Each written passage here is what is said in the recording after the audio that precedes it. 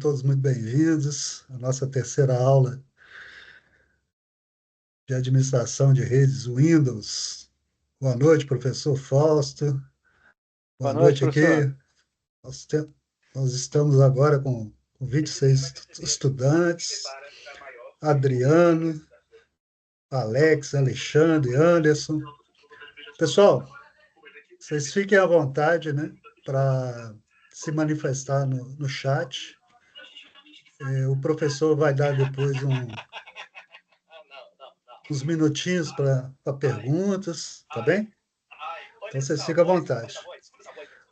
Pessoal, eu só vou pedir que quem estiver com o microfone aberto aí, por favor, né, feche aí para a gente iniciar a nossa aula.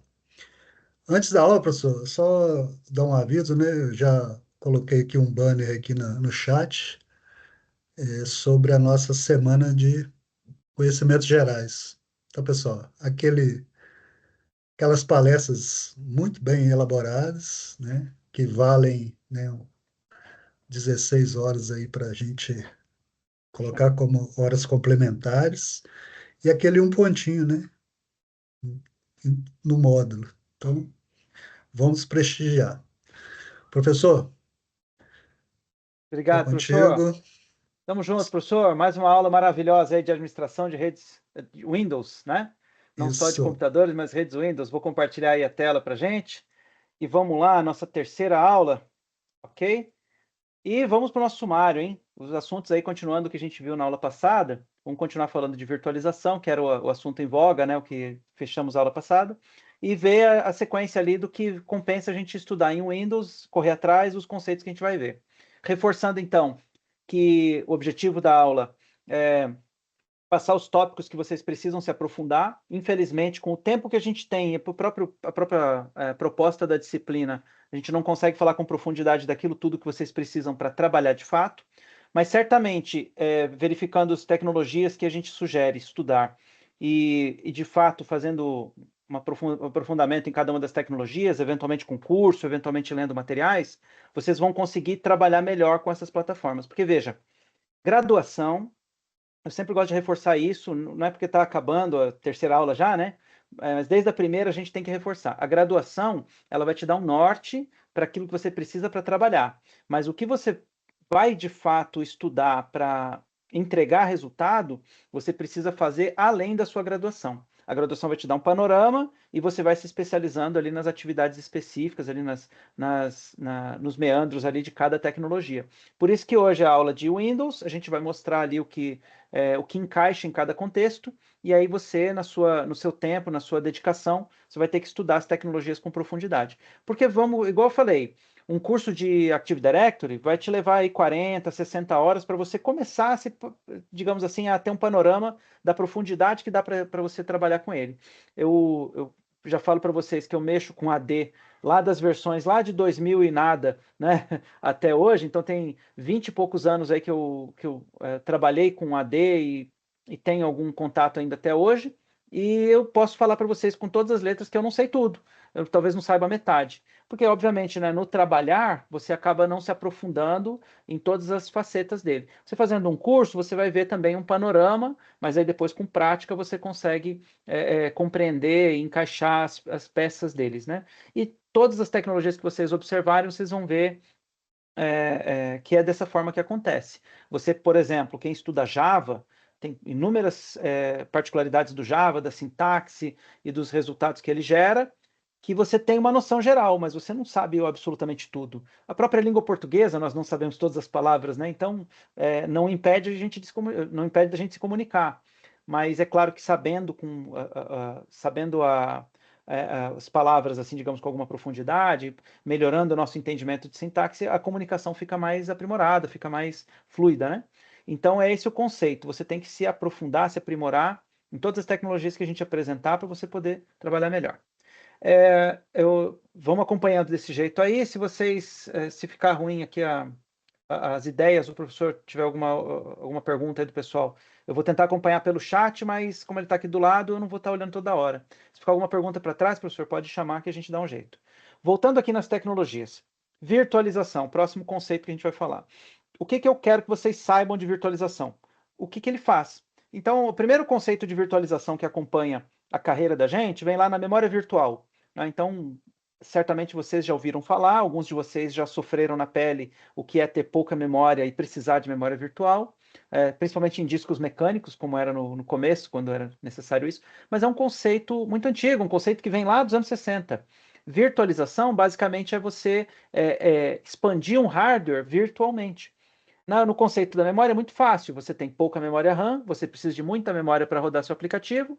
Você usa, então, um pouco do seu armazenamento, virtualizando ele como se memória RAM fosse. Ah, professor, vai ficar lento? Claro que vai ficar lento. A velocidade de acesso das duas memórias, né, a de armazenamento e a memória de acesso aleatório na memória principal, é muito diferente, né? Tem na casa das milhares de vezes mais lenta em comparação, né, o armazenamento com a memória virtual, memória principal. Mas se você precisa dessa memória, pelo menos para armazenar um pouquinho do seu trabalho, vai funcionar, vai chegar do outro lado, digamos assim, né? Essa é a ideia. E a virtualização, ela vem para outros contextos, não é só a memória. A gente pode virtualizar outros dispositivos de hardware. Por exemplo, quem já ouviu falar de emuladores, né? A emulação é um outro conceito, não é necessariamente a virtualização, mas é similar. Você emula, você faz parecer ser.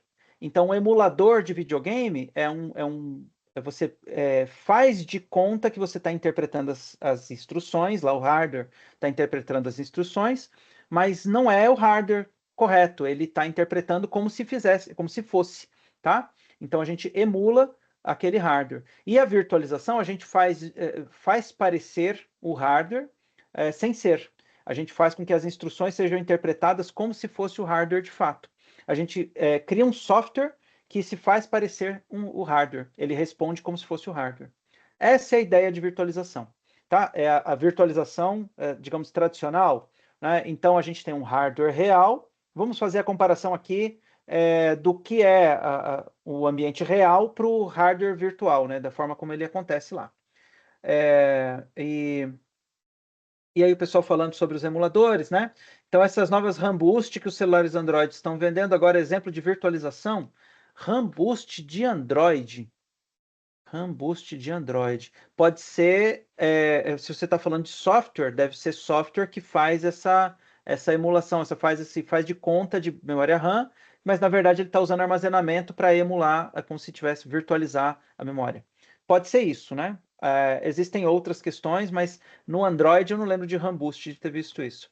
O Lucas falou uma coisa ali. Professor, me permite compartilhar um link aqui de um vídeo no YouTube de uma explicação sobre agendador de CPU? Por mim tudo bem, Lucas. Se você quiser mandar o link para o professor Emerson, ele pode compartilhar, talvez. Eu não sei se você pode colocar links no chat, eu não sei se o aplicativo está permitindo, mas se puder. De qualquer forma, o agendador de CPU nada mais é do que o escalonador de processos, né? Eu acho que é disso que você está falando. Isso, eu tenho noção disso aí. Maravilha. Então, esse raciocínio é bem interessante, se os colegas quiserem ver, bacana mesmo. Mas vamos lá. Talvez eu não vou conseguir depois, na gravação, as pessoas não vão ter acesso a esse link. Aí, se o professor quiser compartilhar lá no fórum, lá no café, para os outros alunos que assistirem a gravação poderem acessar esse vídeo também. Ok? Muito bem. Na parte de virtualização, vamos comparar o hardware real, como que ele se comporta junto ao sistema operacional, e depois o virtual, como que a gente quer que isso aconteça. Eu tenho ali o hardware real, e eu tenho um sistema operacional que vai conversar com esse hardware, beleza? Então, eu instalo o Windows, instalo o Linux, lá, qualquer sistema operacional, vai conversar com o hardware e vai intermediar as chamadas para as aplicações, ok? Então, eu ligo ali meu Word, eu peço acesso ao que está sendo escrito no teclado para poder colocar as letrinhas na tela, e o Word vai receber a interrupção lá do teclado e vai saber que está digitando uma tecla, ok?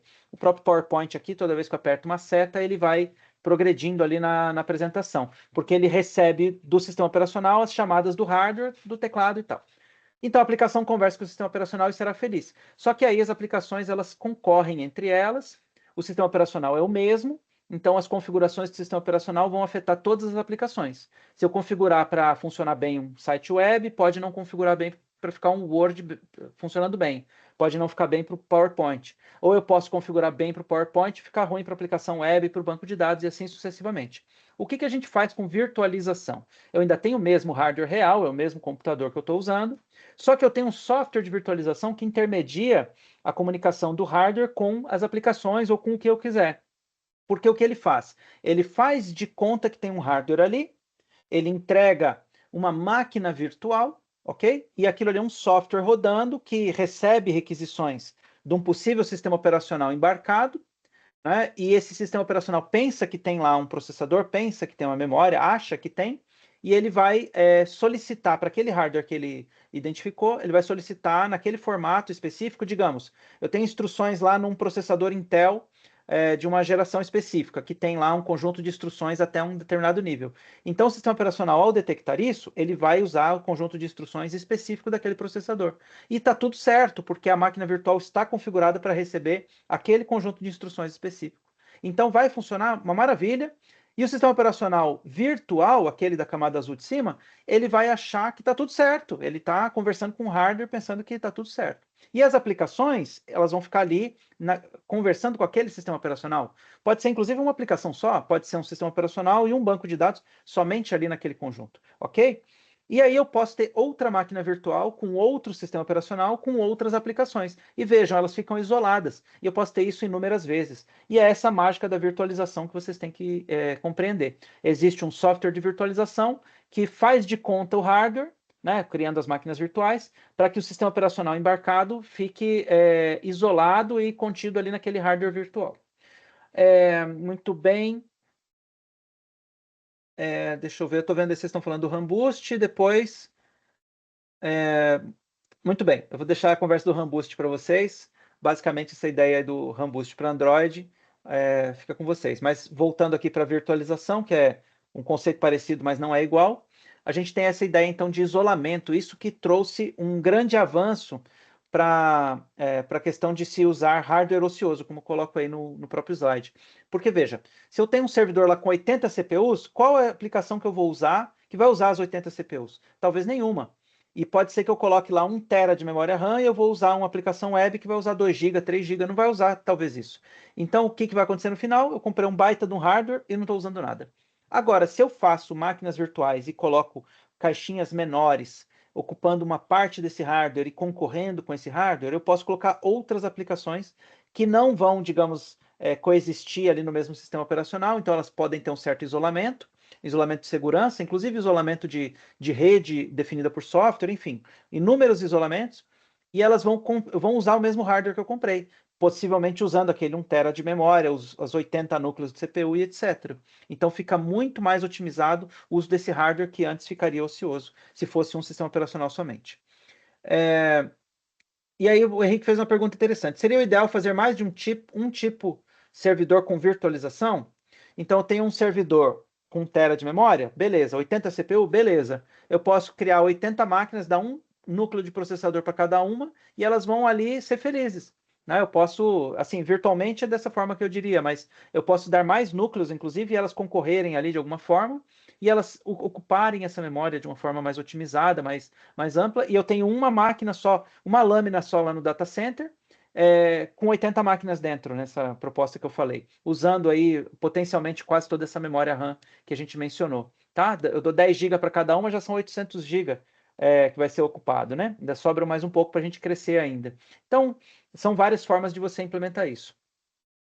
Isso, e aí você pode, não necessariamente como o Cassiano está falando, 5 servidores físicos transformar em 50 virtuais. Você pode muito mais do que isso. Né? E vamos além, porque quando a gente chegar ali e falar em containers, a gente vai ver que isso se multiplica ainda mais.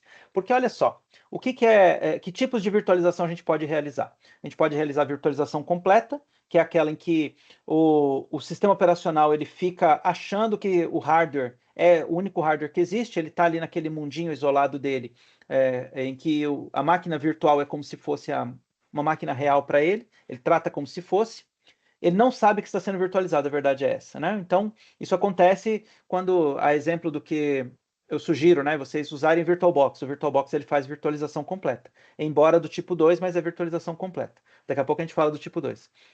E a paravirtualização já é uma gambiarra sem ser gambiarra, porque na verdade ela só é mais complexa de se executar, mas ela otimiza um pouco mais o uso dos recursos físicos, porque o software virtualizado, ele sabe que está sendo virtualizado, porque ele conversa com o aplicativo de virtualização, com o hypervisor, né? O hypervisor é o conceito que vocês vão ver quando a gente estiver falando de virtualização. Então, o Zen Server ele a virtualização para virtualização, né? A para virtualização é essa virtualização intermediária, digamos, mas ele funciona muito bem e por anos aí foi muito largamente utilizado aí em data centers, principalmente por ser código aberto e tudo mais, software livre e tudo mais. E são os dois conceitos, ou você faz de uma forma completa ou você faz a para virtualização. Eu trago aqui ainda um conceito mais moderno, que é o da containerização, que já vem aí há um pouco mais de 10 anos aí, acho que tem quase 20 anos já a containerização, que é uma forma diferente de virtualizar. Hoje, até então, a virtualização completa é para virtualização, a gente está falando de virtualizar o hardware. A containerização, você virtualiza o sistema operacional. É uma ideia meio maluca, parece que sim, né? Mas a gente simplesmente subiu uma camada. O hardware continua o mesmo, você tem lá uma máquina em que o sistema operacional está instalado, e acima desse sistema operacional, você na verdade, acima do hardware virtual ou físico, você containeriza, você virtualiza o sistema operacional. Então, você vai criar uma camada que parece o sistema operacional, mas na verdade ele está virtualizado. Ele vai ter só os componentes que interessam do sistema operacional. E o que não for parte do que você precisa para o container, ele vai usar do sistema operacional anfitrião, né? O hospedeiro, no caso, né? O da camada de baixo. Aquele que seria o tal do real, né? O sistema operacional real entrega recursos ali, conversa com os containers para poder suprir as necessidades que eles tiverem daquilo que ele está virtualizando no container. E aí, vamos ver. Deixa eu ver, eu estou vendo aqui que vocês têm várias observações. Eu vi uma pergunta, na verdade, que acho que professor do Rodrigo, por que a arquitetura do processador interfere diretamente na virtualização?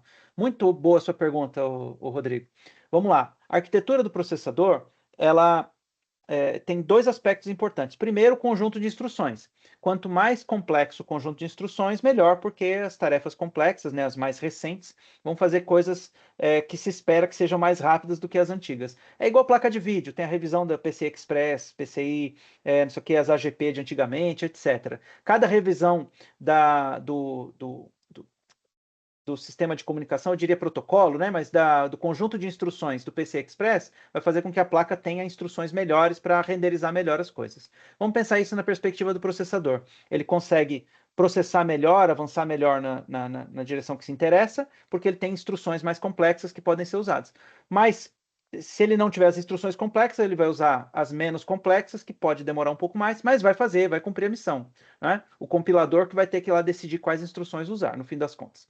E existe as flags de virtualização, que se o processador não tiver as flags de virtualização, ele não consegue fazer a virtualização completa, porque o sistema operacional, o hospedeiro, o software que vai estar abaixo da virtualização, abaixo da máquina virtual, ele precisa separar o joio do trigo, né? O que é virtualizado, o que é da máquina virtual, o que é dele ali do trabalho dele, da operação principal dele. Então, esses flags de virtualização precisam estar presentes. Além do que, quando você tem, então, determinados conjuntos de instruções, a gente está falando de máquina CISC, né, que a arquitetura CISC é de conjunto complexo de instruções, como eu falei, cada revisão de quantidade de instruções gera, né, complexidades para você adaptar o seu hardware. E adaptar, inclusive, o software que vai rodar sobre o hardware. E aí, lógico, culmina naquilo que você falou. Cadê aqui? Nossa, tem bastante frase aqui, né? Então, cadê? Eu já tinha rodado. Isso. E aí a arquitetura do processador, ela tem o conjunto de instruções específico que aquele software de virtualização, aí eu acho que agora respondendo sua pergunta, né, eu quis contextualizar, agora respondendo sua pergunta, então, o software de virtualização tem que ser preparado para o conjunto de instruções que o processador é capaz de suportar, né, o que ele suporta. Então, se eu tenho um processador x8664, então é 64 bits, então as instruções têm que ser naquele formato. Se for um ARM, tem que ser naquele formato ARM. Se for, enfim, outras arquiteturas, né? 32 bits que seja, vai ter que ser naquelas arquiteturas. E é porque a compilação é feita naquele formato. Obrigado pela pergunta, é muito bacana. Agora, se tiver mais alguma pergunta aí, se vocês quiserem reiterar, né, talvez possa ter passado para cima, eu vou só avançar aqui. A gente falou, então, essencialmente de virtualização completa para virtualização e containerização.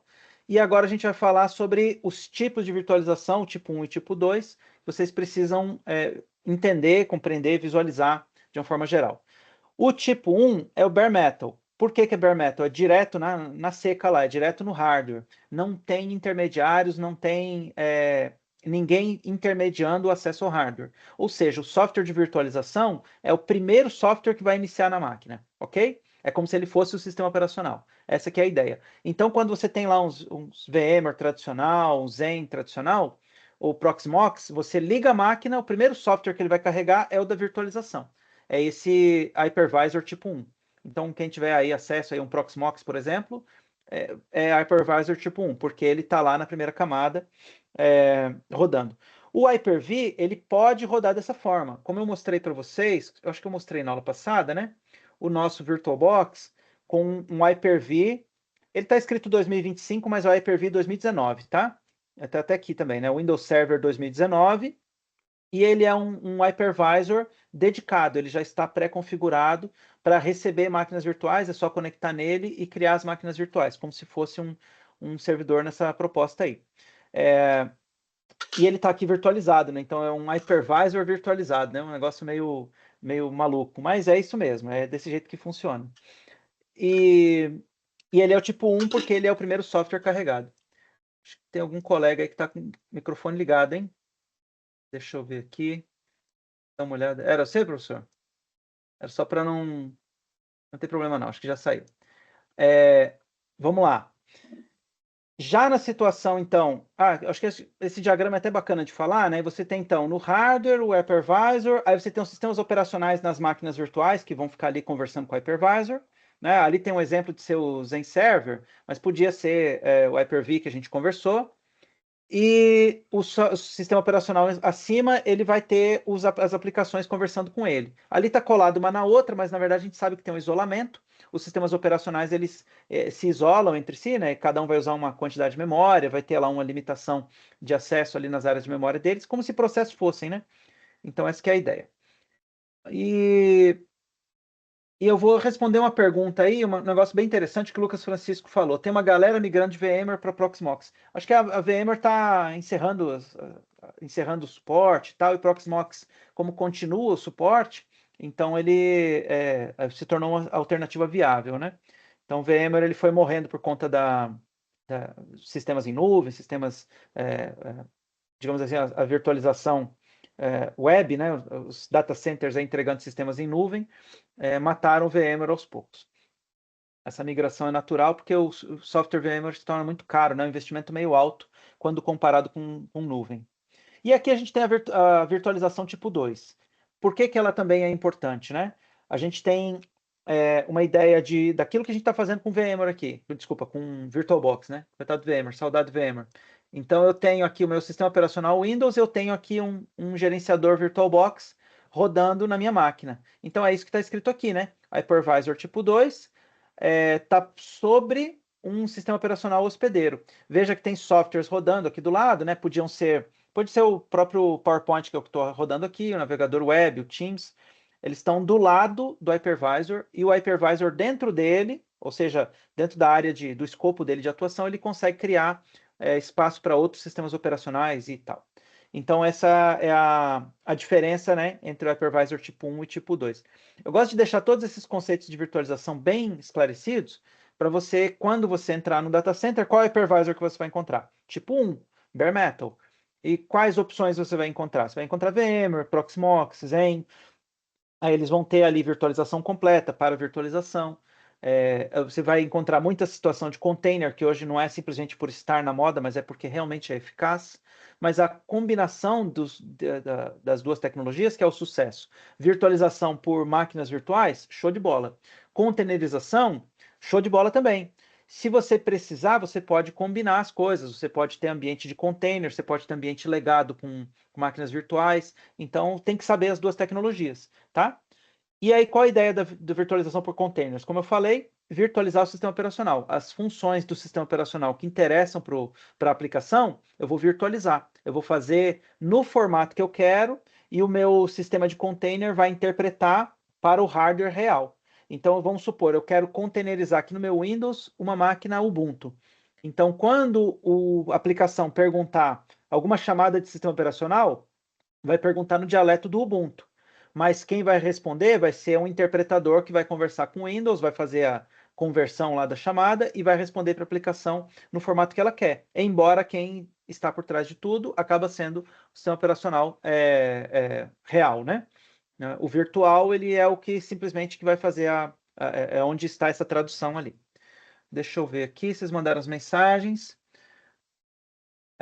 Ali o Cassiano falando, podia falar de uma aula fazer containers? Infelizmente na aula de Windows não dá, mas em outras aulas dá para a gente conversar isso aí. E aí vamos lá. O kernel do sistema operacional é o mesmo, mas aí as chamadas, então, como eu falei, tem essa diferença. Esse monte de logotipo que eu coloquei do lado aí, eu peguei ali soluções de containers que as de baixo são alternativas ao Docker, o Docker acaba sendo muito conhecido, mas é lógico que você tem ali Kubernetes, você tem outras que também são muito utilizadas e vão dar os resultados similares, quando não melhor, né? Dependendo do que você quer, de onde do contexto que você está inserido. Muito bem. As oportunidades para trabalhar com container são inúmeras, o mercado precisa disso aí. Mudando um pouco de assunto, terminada aqui a parte de virtualização, a gente vai para conceitos mais voltados para o Windows de fato, né? Voltando para a proposta de Windows.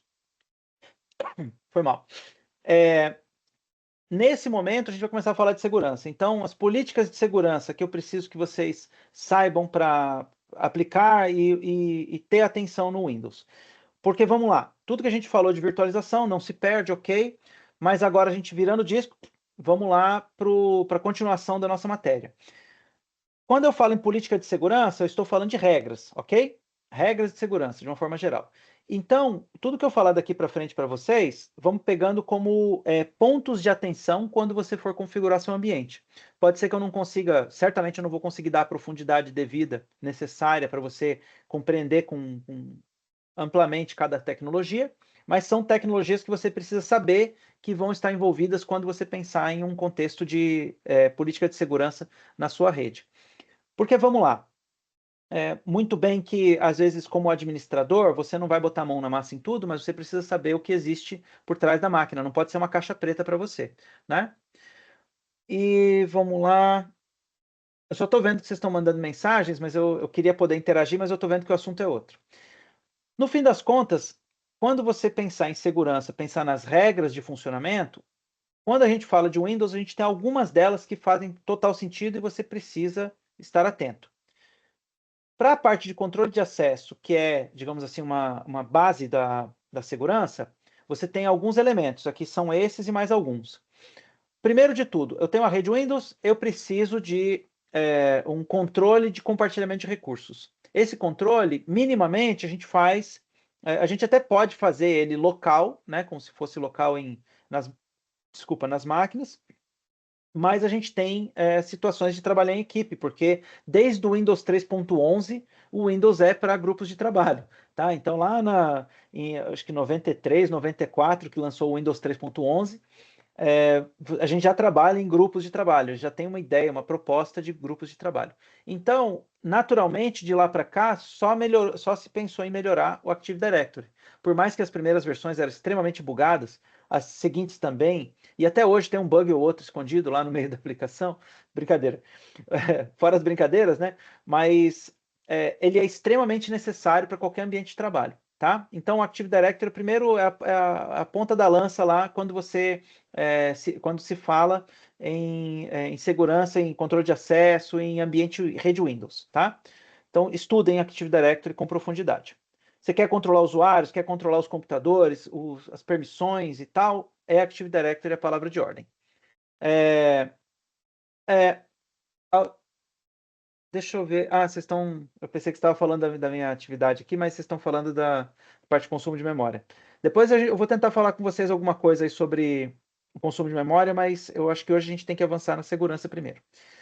Autenticação multifator. Por mais que o multifator esteja mais relacionado com outros contextos hoje, né, pensando aí em sistemas web, você ter aplicativos de autenticação e tal, mas você consegue aplicar a autenticação multifator em redes Windows também, tá? Você pode ter o multifator no seu dispositivo móvel, você pode ter por envio de e-mail, tem algumas formas ali de autenticação multifator que compensa você deixar ela em voga ali, deixá-la como prioridade para a segurança do seu ambiente. Por quê?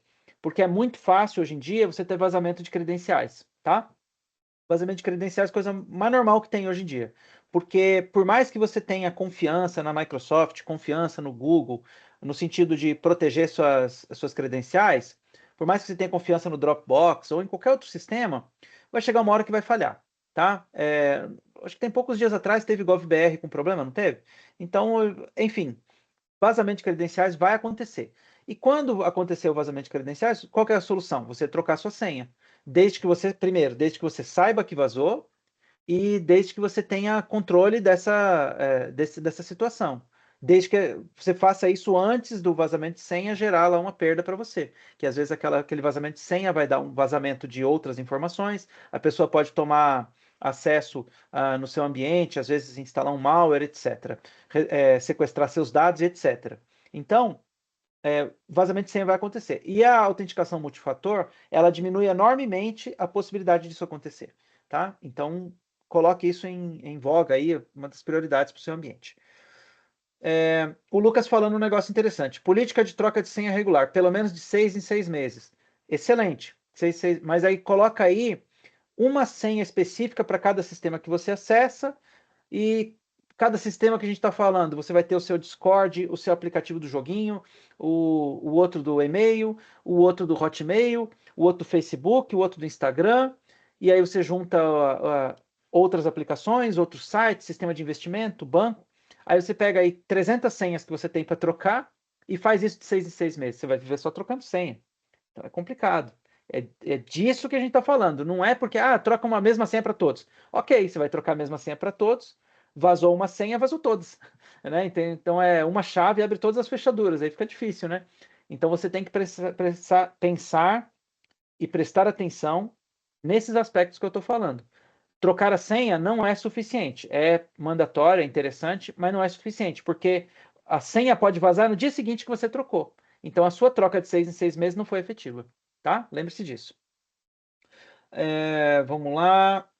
E aí, o colega ali, o Ricardo Moreira falando. Meu gerente doido, colocou 45 dias de intervalo de senha, maiúsculo, minúsculo, caractere especial e no mínimo 8 caracteres. Ele não é doido, ele é um paranoico moderno, mas na verdade ele está sendo precavido do jeito que tem que ser. Infelizmente, qualquer coisa que você fizer diferente disso, abaixo disso, você está abrindo margem para perder dados. Eu tive um colega aí na virada do ano que, por conta desses vazamentos de credenciais, entrou um ransomware na rede deles, perderam dados, backup também foi corrompido. Então, quer dizer, quase fechou a empresa, quase parou a operação de rede, porque por conta de vazamento de credenciais. Olha aí, eu tive problema com vazamento de senhas minhas e tive que ficar me justificando lá porque que eu usava a mesma senha de certificado para a senha de login da máquina. Aí agora eu tive que separar, né? Então, um certificado que eu acesso servidores já não é a mesma do login, que não é a mesma de acesso ao sistema, e eu tive que sair trocando tudo. Então, não estou falando aqui porque doeu em mim, porque doeu, beleza, incomoda, né? Você ter vazamento de credenciais, mas pela criticidade do problema. Então, se você tiver ali um vazamento de credencial e você só saber depois que você tiver prejuízo, isso também é complicado, né? E aí eu estou vendo aí que é muito bacana a gente conversar sobre esse assunto, mas vamos avançar na ideia. Outro conceito interessante que a Microsoft preconiza, que vocês vão ver na literatura, é o Just Enough Administration, né? Administração nada mais que o suficiente, o básico. Então, privilégios administrativos, só aquilo que for suficiente para a pessoa trabalhar, ok? Então, se a pessoa precisa gerenciar uma impressora, ela não precisa gerenciar um servidor, ela precisa gerenciar a impressora. Então, veja a diferença. Né? Ele não é administrador do servidor, ele é administrador da impressora. Então, por mais que seja um exemplo esdrúxulo, um exemplo esquisito, mas se ele é administrador de um servidor, ele não é de todos. Se ele é administrador da página web, ele não é do servidor de arquivos. Então, veja que existe essa exigência para que você reduza os acessos das pessoas para aquilo que interessa para o trabalho delas, ok? Então, esse conceito vai aparecer aí com alguma frequência na literatura. Ainda dentro das políticas de segurança, né, dos meios de proteção e a própria proteção de credenciais, você tem aqueles aspectos ali de políticas de senha que o colega tinha mencionado, mas a gente tem também a ideia de proteção de credenciais. Então você vai ver nas literaturas da Microsoft uma ideia de o Windows ter ferramentas, né, para proteger credenciais. Então ele tem mecanismos internos ali de proteção de credenciais. E esse é um conceito bem interessante, né? As credenciais de acesso remoto usando o RDP, você ter essa proteção também criptográfica com relação às credenciais, às senhas e tal. E a política de senha também faz parte desse contexto. Mas o que eu queria falar sobre esses conceitos é que isso é o tal do papo de vendedor, tá? Não é criticando, mas é que compreenda onde que eles aparecem, tá? De fato, não estou criticando, é só porque esses conceitos eles aparecem muito fortes na hora que você vai. Ah, preciso de uma licença de Windows nova para minha rede. Você vai procurar e eles vão falar que o Windows tem isso. Proteção de credenciais para acesso remoto, proteções de credenciais locais. Então, por quê? Porque tem uma criptografia envolvendo aquelas senhas. É similar ao que você vai encontrar lá no Linux, né? As senhas criptografadas num arquivo que nem todo usuário tem acesso, que é o arquivo Shadow. Mas se a pessoa tiver acesso ao arquivo Shadow e aplicar uma força bruta, ela pode depois, talvez até descobrir as senhas dos usuários locais, se ela tiver acesso ao arquivo, né? Se ela não tiver, a conversa acaba por aqui, né? Mas, de fato, é uma situação similar ao que eu acabei de falar. Agora, eu vi o Lucas colocou uma mensagem ali. Professor, veja bem, dentro de uma empresa existem condições que exigem algumas loucuras dentro do ambiente. Por exemplo, empresas que têm setor de contabilidade, que usa domínio de sistemas, tem atualização quase que diariamente.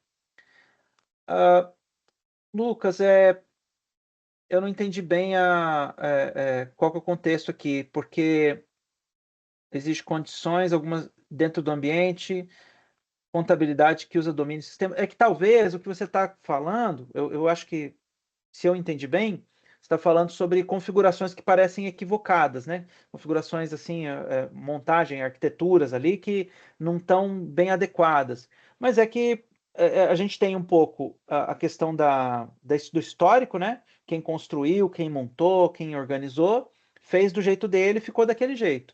Agora cabe a você ou organizar ou dar providência aí dessa proteção, né? Acho que alguém ligou o microfone e querem falar alguma coisa? Ah, o Lucas falou. Quer Foi falar eu, alguma coisa aí, professor. Isso, era referente à questão do domínio de sistemas ali, vocês estão me ouvindo? Sim, estou ouvindo, pode falar. Então, eu trabalho na Delupo Ferragens aqui na cidade de Criciúma, faço parte do gerenciamento da parte de infraestrutura deles, e Legal. nós temos um AD ali, e nós temos um setor de contabilidade dentro da empresa, com 15, 20 computadores ali. A Domínio Legal. Sistemas é o sistema usado pelo setor de contabilidade. E como a nossa legislação muda muito, ela tem atualização quase que diariamente. Então, Ok. os usuários locais, eles não têm permissão para atualizar o sistema que ele é instalado localmente na máquina. Então, nós tínhamos um problema de que quase que diariamente eles tinham que ligar para o departamento de TI. Nós, um tempo atrás, nós éramos em 3, tínhamos que estar conectando nas máquinas, digitar a senha de administrador para fazer a atualização. Tá. Então, por um período, a gente acabou dando permissão de administrador local naquelas máquinas para os usuários do AD. Só que aí, durante um período de monitoramento, a gente acabou vendo que alguns usuários estavam instalando softwares que não eram autorizados pela empresa lá dentro. Então, eu tive que, através dar uma estudada e usei um script em PowerShell, rodando com o runNAS, e aí salvando a senha dentro de um executável. Foi convertido com um executável para criptografar a senha, para não deixar salva. Tive que fazer um bem bolado lá para poder contornar esse problema de atualização dentro do sistema da domínio. Que bacana, Lucas. Muito interessante a solução que você deu o caminho é esse. Você ter no login da máquina, né, definido lá pelo Active Directory mesmo, a instalação do software, né, de uma forma automática, iniciou, já vai instalar o software na versão atual. Ah, o software não está correto, reinicia a máquina. Reinicia a máquina e quando inicializar vai já rodar o software de atualização do software. É a sugestão que eu daria, né, imediata, e talvez o executável que a gente está falando, né, como ele vai executar na inicialização, você pode definir qual usuário que vai rodar. Então, por vezes, pode ser o administrador do domínio, né, que tenha essa permissão para realizar. Se você não tiver um domínio para fazer isso, você pode usar as credenciais locais. E o salvamento das senhas, ele pode ficar vinculado ao registro da tarefa. Acho que tem alguma coisa assim. Mas você acabou colocando no executável, né? Então, perfeito. Funciona também muito bem. Isso. O problema ali, professor, é que, tipo assim, como ele exige atualizações diárias, então, assim, ele tem um build primeiro, né? Acho que é Certo. uma atualização de versão, e Tá. aí depois, quando lança a atualização, ele muda o nome do arquivo, versão V4.501, V4.502, V4. Então não tinha como definir como rodar sempre o mesmo arquivo, porque o nome do arquivo mudava. Então, Entendi. dentro do PowerShell, eu faço uma conexão no servidor de rede, onde ele vai ordenar os arquivos por data, vai ver qual que é o mais recente, vai conferir como que está instalado no computador local. Se não tiver instalado, aí ele puxa aquele arquivo para o computador local e executa ele com o runs. Entendi, bacana. Tudo isso que a gente está falando também é porque é um ambiente de aplicação cliente-servidor, né? Então, naturalmente que quando a gente coloca serviços web, né? Serviços em páginas web, serviço HTTP, você tem uma facilidade nesse momento. Mas com aplicações legadas ou até em arquitetura, hoje em dia você tem aplicações que continuam funcionando, né? No modo cliente-servidor e aí cria esse impacto aí. Mas muito interessante a solução que você deu. Tá? Como é que diz? Manteve seu emprego aí por mais alguns anos, né? Vai segurar mais um tempo aí esse rojão. Vamos continuando então o nosso assunto, pessoal. Só vou. Gostei da intermediação, foi bacana aí a participação do Lucas. E muito obrigado, né, pela participação. Agora, voltando aqui para os raciocínios da gente visualizando, né, o que seria um ambiente Windows, o que vocês vão enxergar quando se falar em credenciais, em políticas de segurança envolvendo Windows. Ainda tem a situação do firewall, do firewall local, porque uma coisa é ter um firewall de borda protegendo as sub-redes, as VLANs, ou até o firewall de proteção para a saída para a rede pública. Mas você também precisa sempre contar com firewall local, né? Seja servidor Windows, seja servidor Linux, coloque firewall local, tá? Porque por mais que vai gerar mais um ativo para você configurar, mas é mandatório porque sem ele as ameaças que, digamos assim, que conseguirem entrar na sua rede, elas vão atacar diretamente esse servidor e por vezes tomar de assalto ali por conta. É igual você ter uma infecção no seu organismo. Se os órgãos não tivessem um isolamento entre eles, qualquer infecção de pele poderia chegar no seu coração, no seu pulmão, etc. Então, tem que ter um isolamento entre os órgãos, né? Pensando dessa forma, imagine que o servidor está ali dentro de um organismo e ele precisa se proteger daquilo que está atingindo as imediações, né? Então, Firewall é um must-have. O Eduardo colocou uma pergunta ali mais difícil de responder, porque ele colocou assim: professor, existe algum tipo de trojan que vaza senhas? Bom, se o trojan intermediar o teclado, né, o keylogger, ele pode intermediar todas as digitações que você fizer e, em consequência, pegar as senhas que você digitou. Alguém analisar isso depois e com inteligência artificial hoje em dia está muito prático, né? Você ter as senhas possivelmente vazadas ali. É o mais prático que eu imagino aqui. E aí eu estou vendo aqui que você está dando uma descrição de um ambiente, né? Uma situação que teve um trojan que vazou comunicação. Pode ter sido o keylogger mesmo, tá? Ele pode ter tirado print de tela também. Tem trojan que tira print de tela. Em determinados momentos ele vai guardando esses prints aí para poder transmitir, mas o normal mesmo, mais fácil, é o keylogger, né? Ele intermediar todas as entradas de teclado e usar isso depois como informação. Eu não vou avançar aqui no sentido dos seus trojans, porque depois a gente pode conversar isso aí com mais calma. Se você quiser mandar essa pergunta para o professor Emerson, ele me repassa e a gente responde lá pelo café. Porque pelo que eu vi, o seu texto está meio longo, aí eu não... Eu tenho que terminar aqui o assunto, senão eu vou ficar devendo para vocês mais assuntos demais para a próxima aula. Tem um recurso muito interessante, SMB sobre Quick. O SMB é o Service Message Block, ou seja, é o serviço de blocos de mensagens, né? Então, ele é o serviço de compartilhamento de arquivos em rede, ok? Quando você tem 2 computadores na mesma rede, você vai lá, quer compartilhar arquivos, você vai usar o SMB para fazer esse compartilhamento. Hoje, o SMB é considerado inseguro, até porque é mesmo, não é simplesmente um papo de vendedor, como eu falei nos exemplos anteriores. Acaba sendo papo de vendedor porque a solução Quick, ela é, por mais que seja uma solução da comunidade, mas ela está implementada pela Microsoft de uma forma interessante. E lógico, né? Você implementa uma coisa interessante, você quer vender de uma forma interessante também, né? Você quer ganhar em cima disso aí. E a implementação ela é muito boa porque você, com servidores em nuvem, você consegue criar canais criptografados para transferir arquivos. Vejam a finalidade disso aí, a vantagem disso aí. Sem você precisar estabelecer comunicações via VPN, você consegue compartilhar arquivos na rede pública. Olha que coisa fantástica, né? Mantendo criptografia, segurança e tal. Então, o Quick é um protocolo bem interessante de você implementar. Ele está disponível lá nas versões da Microsoft Windows Server para Azure. Eu não lembro, acho que para data center ele não é previsto, porque não faz muita finalidade, né? Você não vai ter um data center exposto diretamente na web, mas você pode implementar em outros contextos se você precisar desse compartilhamento de arquivos. E a ideia de DNS seguro, basicamente o DNS com TLS, né, com o protocolo de criptografia, também está suportado. Aí já volta o papo de vendedor, né? O DNS seguro está disponível em qualquer sistema operacional, né? Usando o Bind, ou seja, outros serviços. Mas a Microsoft também implementa, vinculado lá com o serviço de DNS que a gente consegue instalar no Windows Server e consegue integrar com o Active Directory e tal, ele também oferece DNS seguro com TLS. Ok? E aí, maravilha. Esses conceitos ali muito bacanas, né, são interessantes para a gente saber que quando falar de Windows eles vão aparecer mesmo. Outros aí que são fundamentais quando você for montar a sua rede Windows é você pensar em atualização e manutenção periódica dos seus servidores. Porque eu até fico com um calafrio aqui porque os meus servidores estão alguns dias desatualizados. Eu estou achando que eu estou devendo, né? Porque a atualização de servidores ela é essencial. Por mais que, mas é só um hotfix e tal, mas vai olhar aquele hotfix, quantas vulnerabilidades que ele está corrigindo. Vulnerabilidades conhecidas, inclusive, né?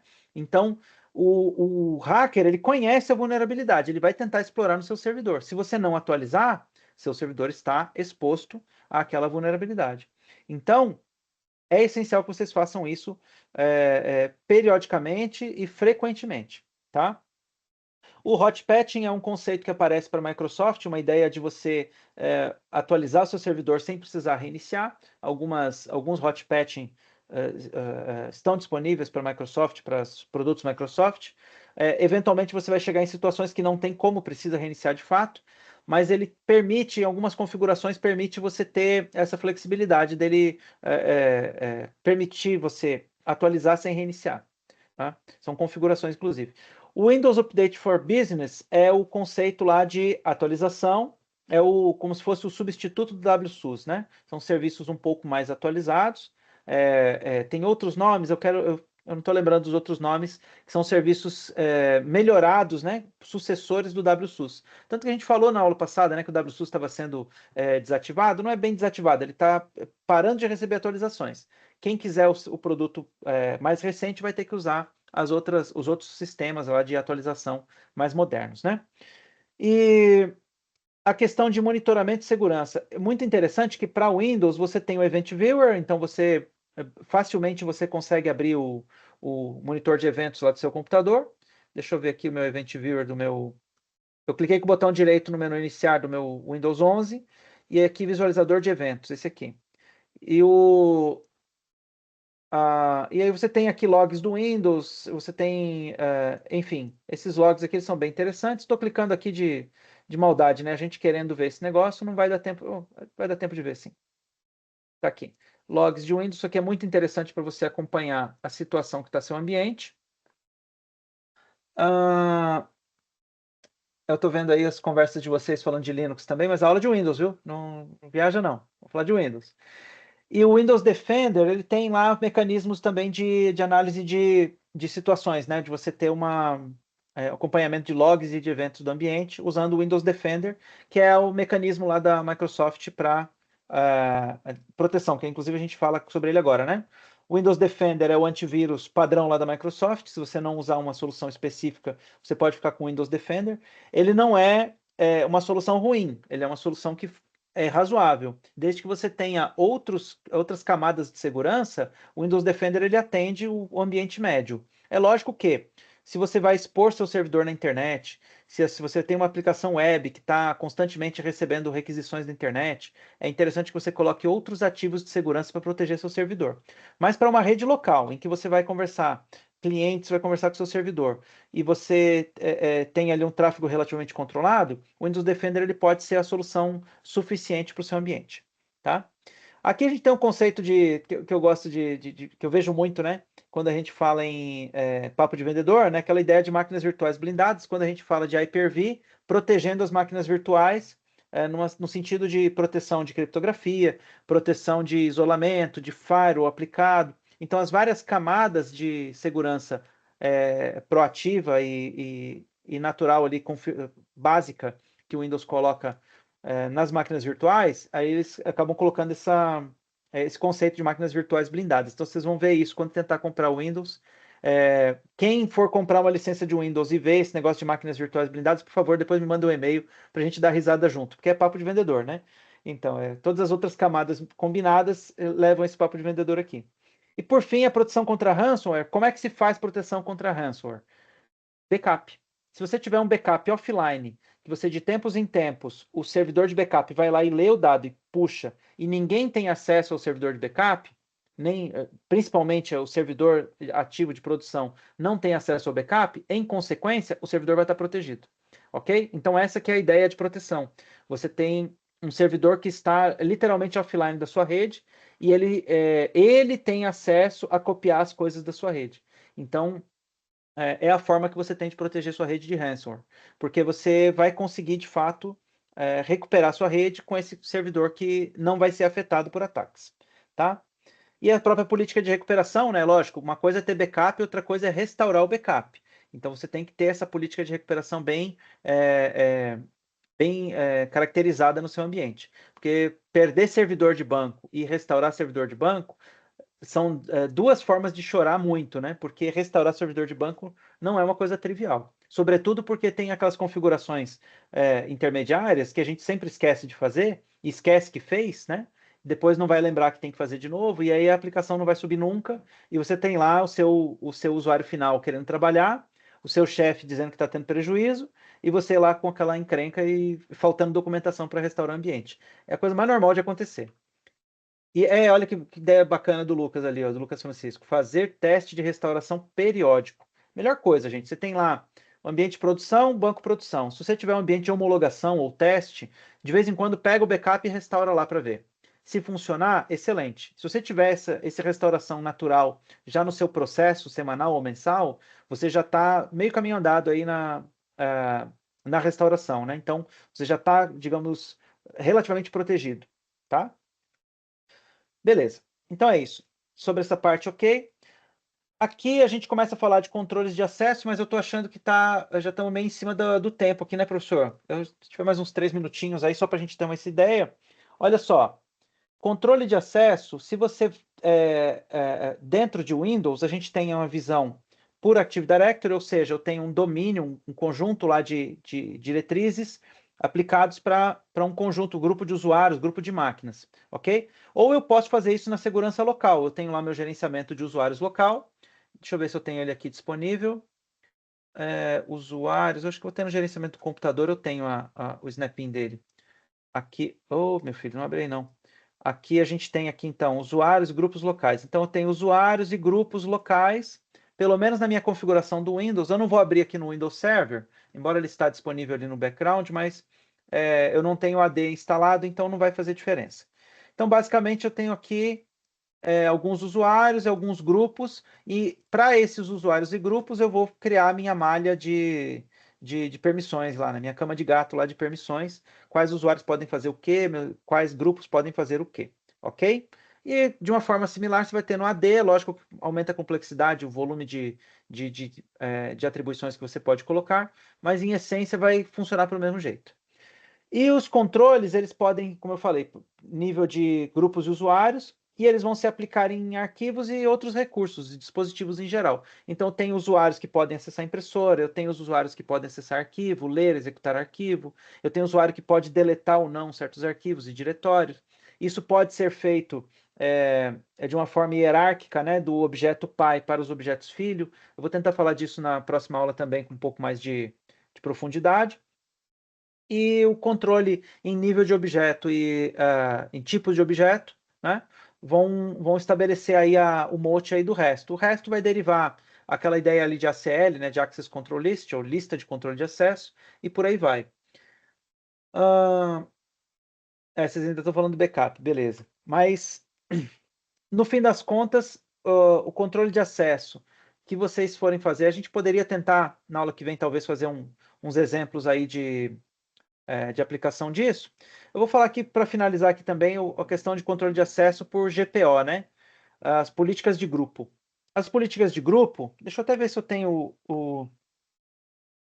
se eu tenho GPedit MSC aqui. Ah, tem, legal. Política de grupo local na Microsoft, a gente tem esse aplicativo, né? Que esse console de administração aqui, ele permite a gente editar, sintonizar, fazer a sintonia fina do que são as políticas de grupo locais. Então, nessa infinidade de menus que nós temos aqui, ok? Vocês podem ter, deixa eu lembrar aqui uma de sistema, então vocês podem ter aqui inúmeras personalizações do ambiente de vocês, ok?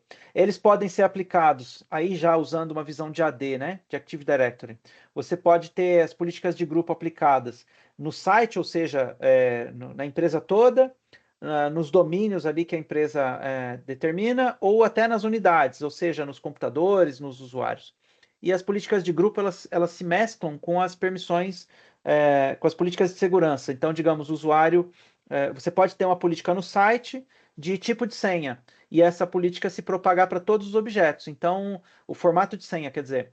Então, se você quer que a senha tenha 10 caracteres, você pode aplicar essa política de grupo para o site inteiro, ou para um conjunto de usuários, ou somente para alguns usuários específicos. Então, vejam que são políticas específicas. Eu estou falando de senha, mas você pode fazer inúmeras coisas. Cota de rede, vamos supor, uma coisa absurda. Acho que cota de rede está previsto aqui na política de grupo, sim.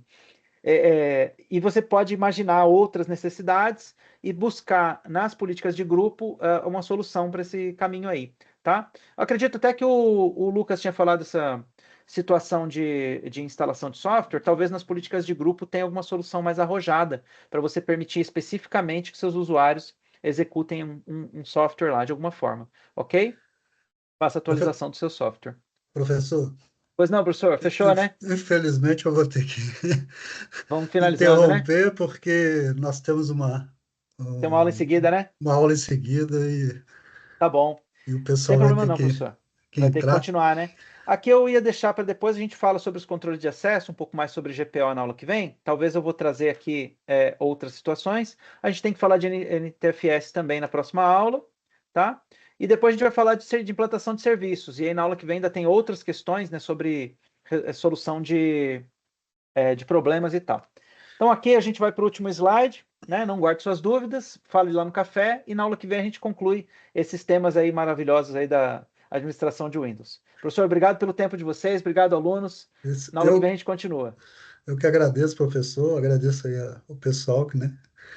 E na próxima aula a gente vai ter um tempinho a mais, a gente não tem o terceiro horário na próxima semana, Beleza, e aí beleza, dá vou me para organizar. a gente estender um pouco. Ok, Maravilha, pessoal? professor.